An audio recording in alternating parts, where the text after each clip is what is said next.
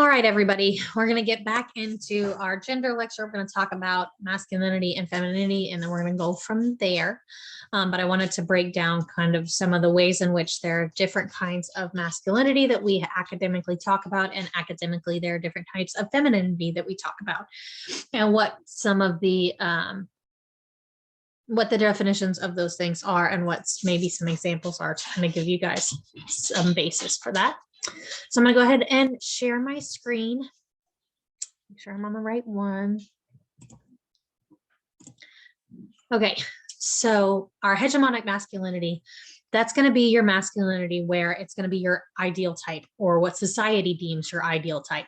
Now, this is generally not one that the core basis of men are going to fit into. This is going to be one of those things that's like that unachievable goal, right? Like it's that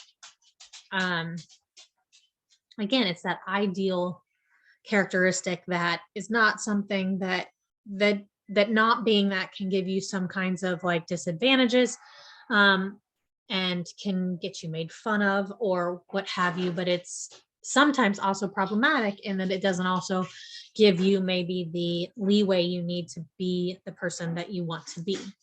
So hegemonic masculinity in American society generally deals with that white, straight, fit, but still kind of slim, male with perfect hair, perfect chiseled face, strong jaw, you know what I mean? Like the movie stars of movie stars, right?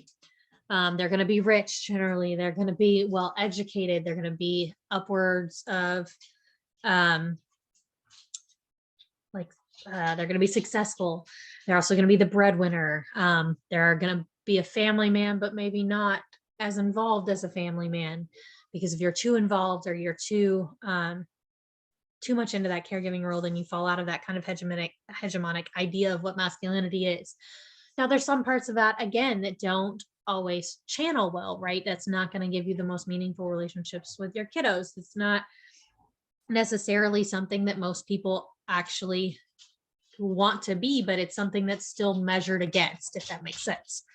Complicit masculinity is where they don't fit characteristics of hegemonic masculinity, but they don't necessarily challenge those ideas either. So these are going to be the ones where you might not necessarily be wealthy, but you might fit into a lot of the characteristics of hegemonic masculinity, but you also are very involved in your kid's life. But there's still this like goal or desire to maybe be incredibly wealthy or to be this different status symbol, right? So like there's this idea that hegemonic idea is still there and you're trying to achieve it, but you're not necessarily saying that hegemonic has anything wrong with it, but you're not also saying that like you're not actively fighting against it and you're not actively engaging in it either, if that makes sense. You don't fit all the categories of that, but you also aren't against the categories of that hegemonic masculinity. Marginalized masculinity are those who maybe aren't part of the social dynamic group. So maybe these are men of color, maybe these are queer men, but that they still necessarily maybe want to fit into some of those hegemonic structures or maybe fit some of those categorization pieces, but they have a marginalization status in there somewhere that makes it so that that's not necessarily possible to be that hegemonic masculinity structure. Subordinate masculinity is the opposite of those that are valued in society. So they're intentionally being not that hegemonic idea of what masculinity is, right? So that's so like for my generation, that was the skater punk, right? Like they were intentionally not being that idea of the jock, of the athlete, of the fit, of the whatever, like, and it was a different kind of masculinity that allowed them different space to do and not have to live up to specific expectations. There's hybrid masculinity, which is kind of a little bit of pieces of everything, right? So it's a little more fluid. It's a little more of ability to be in a category depending on what situations you're in. And that's where most men fall, right? So most men are like going to have some pieces of maybe that hegemonic masculinity when it comes to maybe how they emotionally were taught to respond to things, or maybe how they want to present themselves in dress or what have you. But they may not, and maybe even, but they may not want to in their interactions. So they may not want to be that way with kids or even with siblings or with their parents, or they may want to be more of a caregiver, or they may want to choose not to fulfill these certain kinds of hegemonic ideas because they don't like them, right? Hypermasculinity is that exaggeration of the stereotypical masculine behaviors and attitudes. So those are like the people that you're going to see that are like intentionally making themselves appear as masculine as possible, right? So they're going to be your bodybuilders who also are going to be extremely aggressive and assertive, or you're going to see that like hyperized idea, so much so that it's so exaggerated, so over the top that you're like, okay, yes, we get it, buddy. Like, you know what I mean? That's the response that generally those kind of individuals gives. And that's not to say that that's not a bad thing to do. It's to say that that's a way of presenting yourself, that you are taking that masculinity, that idea, and you are taking it and exaggerating it as much as possible. And then there's toxic masculinity, and that toxic masculinity is the idea of taking these more masculine ideologies into a lens that is harmful to yourself or others. So whether it's toxic in the way of you're using too much steroids to try to get the body you want, or not treating your body in a way that is kindful and you're doing harm, or it's using violence against women as a means of control in a system that creates hierarchy for men, or it's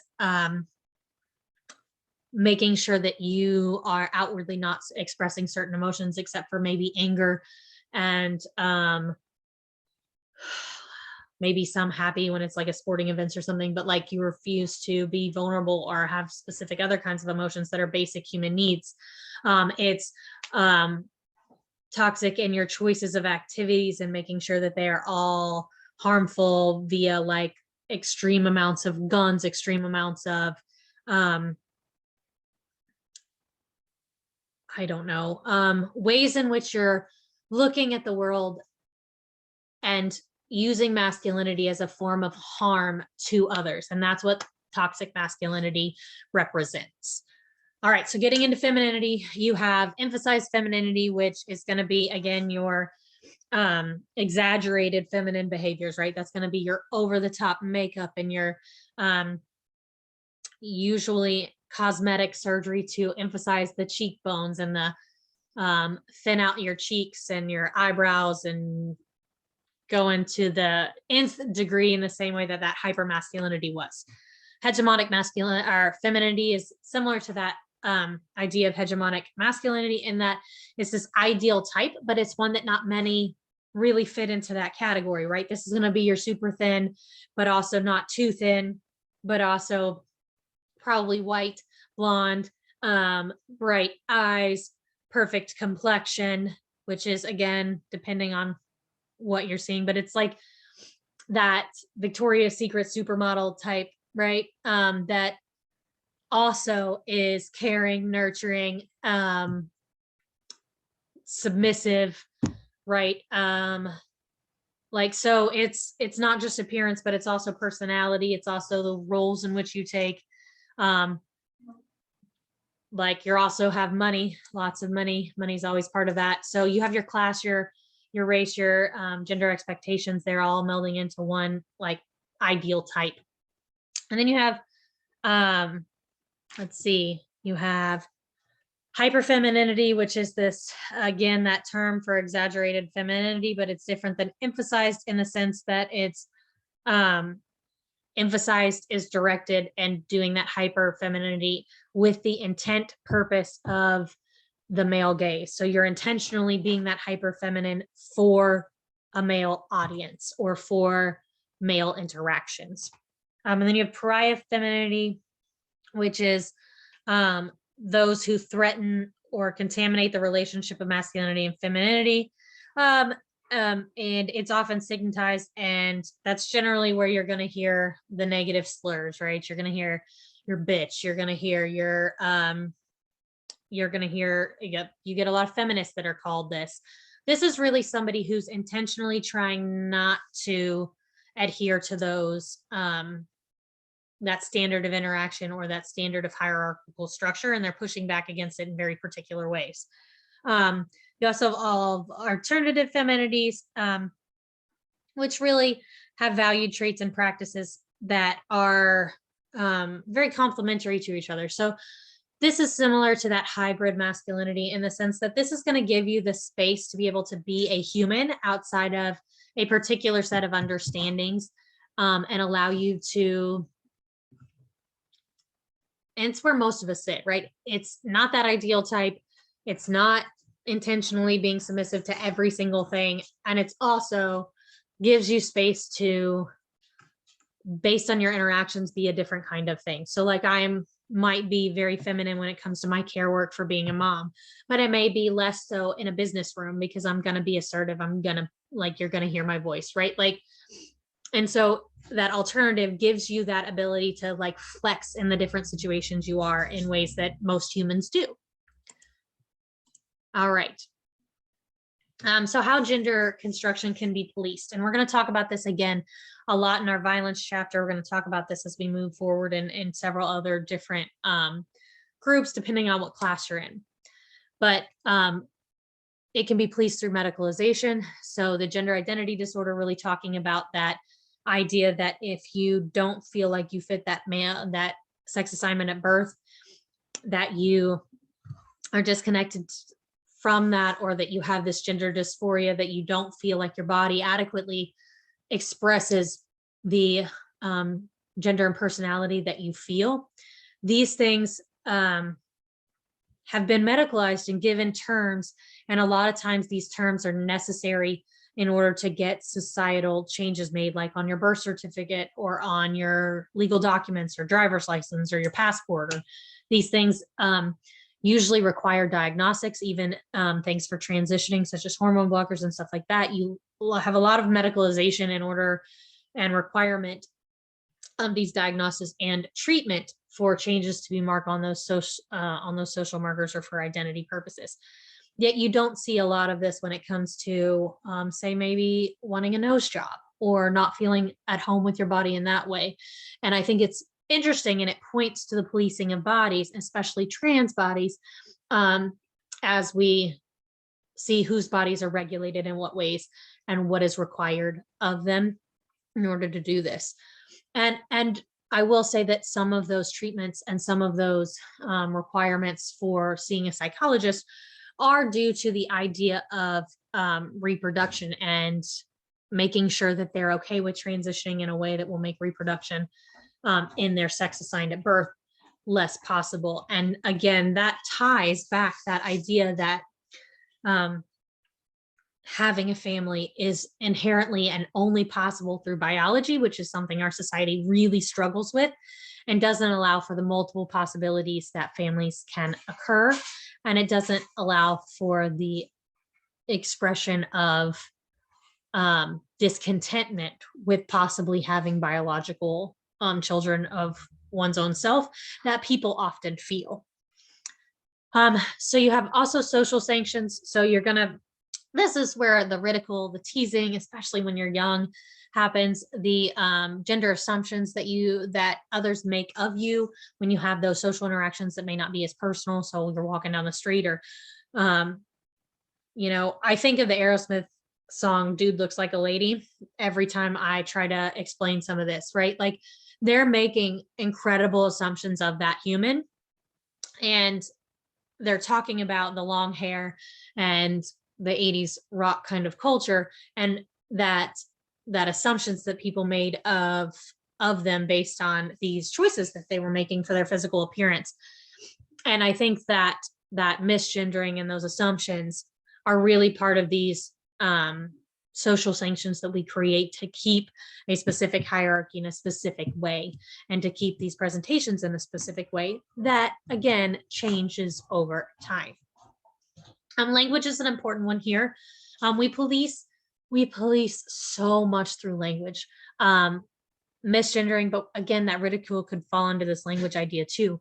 We have so many slurs for individuals who don't fit what we want them to fit as a society, and they are harmful and they cause incredible amounts of pain, and they're linked to self-harm practices, they're linked to body image issues, they're linked to so many harmful outcomes that when we misgender somebody or use incorrect pronouns, or we use names that are not chosen names, that are and or we just make assumptions, these things can have incredibly larger than that interaction consequences that I think it's important for us to acknowledge that our affirmation of someone only has positive influence, but our language practices can have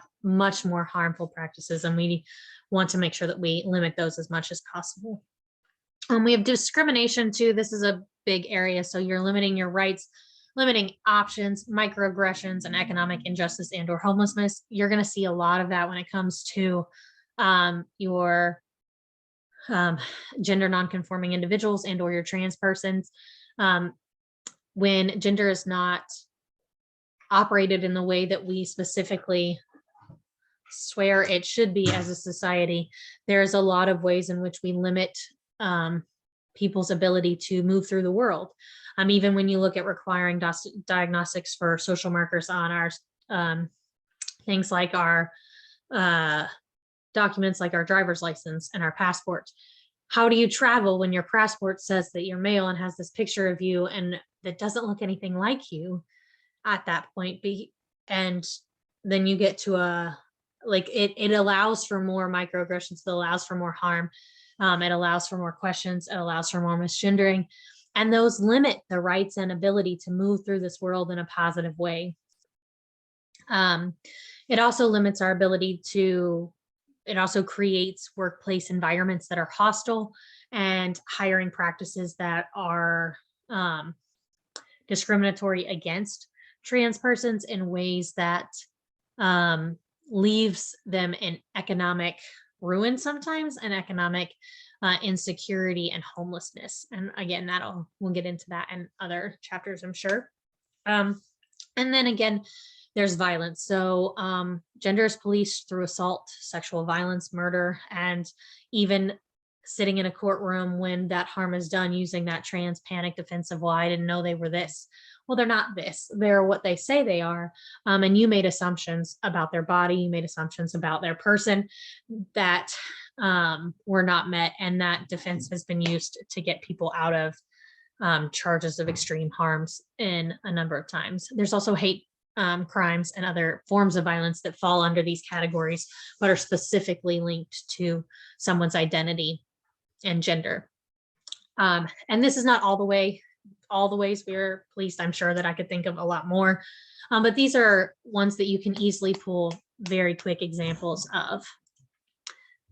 And then just kind of tying this into sexuality real quick, we're going to base this mostly, we base most of our sexuality definitions on ourselves or others' gender identity markers. And so basically, when you say you're a lesbian, or when you say you're gay, or when you say you're straight, you're basing this based off of what your assumption is of your gender and what the assigned gender or the assumption of the gender of your future or current partner may be.